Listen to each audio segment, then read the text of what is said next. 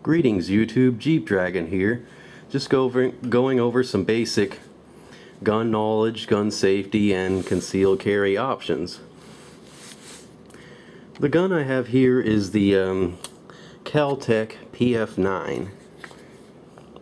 It's a subcompact 9mm pistol. If you've seen my video on the Kel-Tec P11, just letting you know that I didn't just buy this PF9 alongside the P11. I actually recently sold my P11 and bought the PF9. Nothing against the P11. I think it's a great gun. I actually really liked it a lot, but the one I had bought, it was used, and I didn't even realize it was used, but I think it was used quite a bit, and it was a really old model before all the kinks were worked out in it, and it had some issues. So I see on a lot of forums and videos a lot of people prefer the PF9 over the P11 simply because it's thinner and lighter, so it's easier to conceal than the P11. P11 holds more ammo, like 12 rounds of 9mm. PF9 holds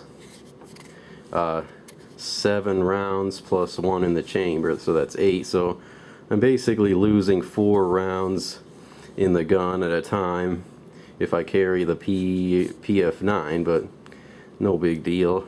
8 rounds is plenty to hold inside a gun this size, especially 9mm. So anyways, not trying to dissuade anyone from buying the Kel-Tec P11. If you see one, go for it. I love the P11, but I decided to trade in my old used one for a new PF9. And basically for the thinness of the gun, easier to conceal. Anyways, first, before I play around with a gun, I need to check to see if the gun is unloaded. And if in case people who are watching here don't know how to do that, I will demonstrate it for you. First, you need to check the magazine.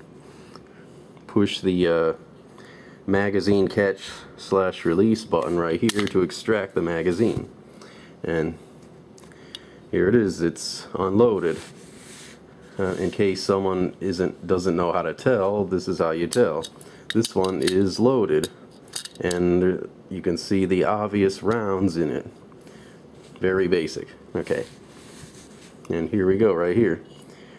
The rounds all marked from 2 to 7, and this is a single stack magazine. Let's see here, let me grab a double stack right here. Here's one double stack from my 6-hour P250. Notice the double stacks are a lot thicker because the rounds actually go in zigzaggedy like that, while the single stack, they just go straight in on top of each other. So they hold less rounds, but that's a lot easier to carry or conceal carry because it's thinner. Alright. The magazine's empty. Now I'm going to rack the slide a few times. Notice if there was a round in the chamber, the first time I would pull it back, the round would actually come out in the same manner as if I actually shot the gun. The casing of the round would fly out every time you shoot a round. So since that didn't happen, the gun is empty and it's a safe gun.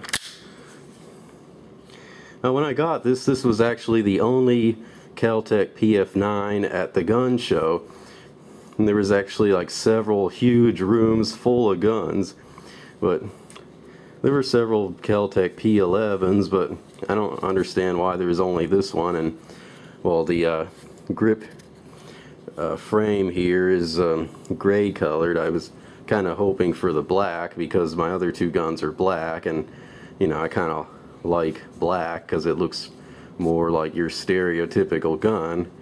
Well, I can't tell whether I love or hate the gray color, but you know, it's cool. You know, it looks kind of tactical and, you know, militant, or the gray color. But, you know, I probably like the gray better than like the other color, which is olive drab. I'm sure a lot of people would disagree. You know, olive drab looks more tactical, but you know, gray is pretty cool. It blends in with the black color. So, all right. Now that I've talked about the Kel-Tec P11, basic unloading check, now I'm going to go over a few concealed carry options for this gun.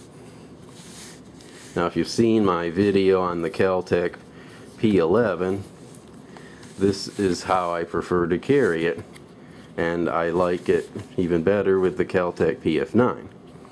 This is a DeSantis gun hide pocket holster, and fits in really nicely, and since it's thinner than the P11, when I stick this in my pocket, it basically just looks like a wallet. I don't even have to worry about sticking the wallet on top to hide the shape of the gun like I did with the P11.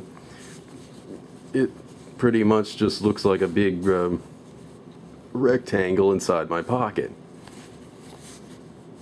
But I stick my wallet on top anyways, because, you know, I keep my wallet in my front right pocket, and it even hides it even more just in case, but still doesn't deter my ability to slip my hand in and pull the gun out. Okay, well, this is my preferred method, at least now during the warm months, for carrying the PF9. Now,